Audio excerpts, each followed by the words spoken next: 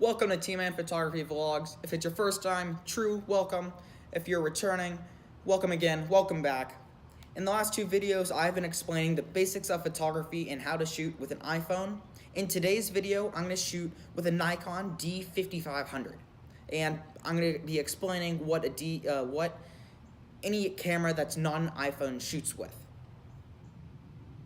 Outside, it's partly cloudy, not too sunny. It's pretty nice outside.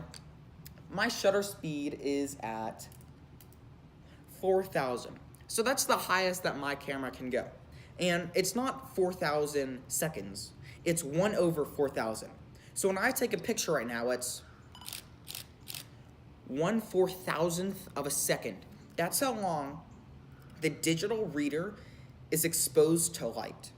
So some of the things that you might not understand on what I just said is a digital reader. So my camera is a DSLR, and so it has a digital back, and it's obviously digital. And so it uses a sensor that captures light to translate it into this picture. And so on some other cameras, you use film. And on a film camera, there is paper, or the film, that is exposed to light. A mirror goes up, and the film is exposed to light and then shuts back down. And the exposure to light is what creates the image. That's super fast. If you look at my blog, tmanphotography.com, go check it out. But after this video, of course, I've taken some pictures of lightning. On that, I've taken them with my camera at 1/4,000th of a second. That's how long the shutter stays open for the digital sensor to capture the light. Now you can also take this down all the way to seconds. So right now, I'm at 1 second. That's much slower than the 1/4,000th. And also, if you look at the picture I just took, it's all white. Two other factors can cause this: the aperture and the ISO. The aperture is how big the hole is that allows the light in. Like shutter speed, it's measured in 1 over a number. Right now, my camera is at 5. That means the hole that allows light into the digital reader is 1/5 big. I'm not sure what it's measured in. I'm not sure if really anyone knows what it's measured in. But it's 1/5 big, and it's compared to how big the other numbers are. So my lens, it's a Nikon 18 to 140 millimeter lens, goes from 3.5 to 5.6 at its lowest. And then the highest is 22. So 22 is a lot smaller than 5 right now. So if I was to keep the shutter speed still at 1, like the last picture, but it was all white, and then change my aperture to 22 and take another picture, you can see that you can partially see the camera I'm recording with, but not really. So what this means is that there's less light getting into the digital reader, and so it's able to see things in brighter conditions. And while it's not super bright right now, I put this shutter speed at 1 as a demonstration to show the aperture. So I took the lens off my Nikon, and I'm going to show you guys the aperture. So if I stick this up, you can see a tiny hole in the center. I know it's really bad to see, but you can see a tiny hole.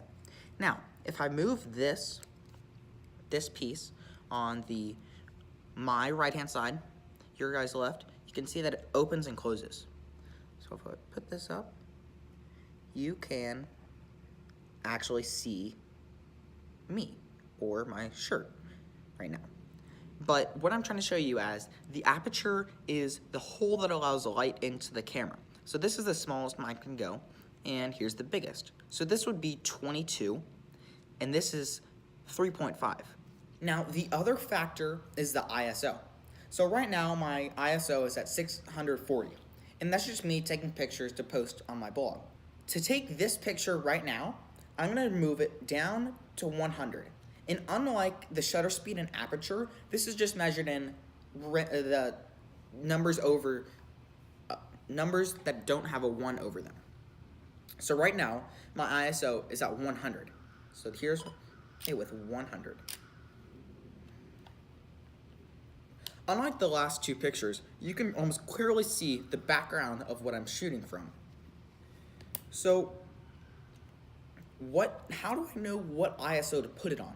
Well, the smaller the number, as in 100, and then mine goes up to 25,000, the smaller the number, the less noise or grain. So if I was to take a picture with my ISO at 25,000, it would look white. So what's the point of 25,000 if you're only going to take white pictures with it? Well, at night, sometimes there is not enough light for the camera to capture anything. So you turn on the ISO to a higher number. Now, my camera goes up to 25,000, and I've never gone up to 25,000. The most I've ever gone up to is 10,000, and that's the most I recommend you going up to as well. So I like to keep it, mine has 9 on the first screen and 9 on the second screen, and then 7 on the last one. So I like to keep mine on the first 2 screens. So the lowest I'll ever go to, and the lowest my camera can go to, is 100. That's when it's super sunny outside, it's super bright, or I'm shooting into the sun or something related to very bright light. I'll keep it low like that. But let's say it's just a normal day, partly cloudy, it's just a normal day, I'd keep it about 640. But if it was getting dark, or if I'm shooting sunsets or like that, something like that, I get it up to 1,000. And the highest I'll go to is about 6,400, between 6,400 and 10,000. That's when I'm shooting sports indoors, where I want the shutter speed to be high, but there's not enough light, and the aperture is already as open as it can be. And so other things I might use that for, or at nights if I'm shooting pictures of the moon, or something like that. But I don't really shoot pictures at night, so I normally keep the ISO below 1,000. That's a wrap with the Nikon D5500 and other non-iPhone cameras. There are 3 main parts: shutter speed, ISO, and aperture. Shutter speed is how quick the mirror goes up to allow the digital sensor or film sensor, depending on what camera you have, to read what's in front of it. The aperture is how big the hole is that allows light to come in. And the ISO is how much grain or noise is introduced into the picture to make it brighter or darker depending on your settings. So that's all for today. Thanks for watching. Check out the past how-to photography videos, and check out my new video coming next Wednesday on lenses.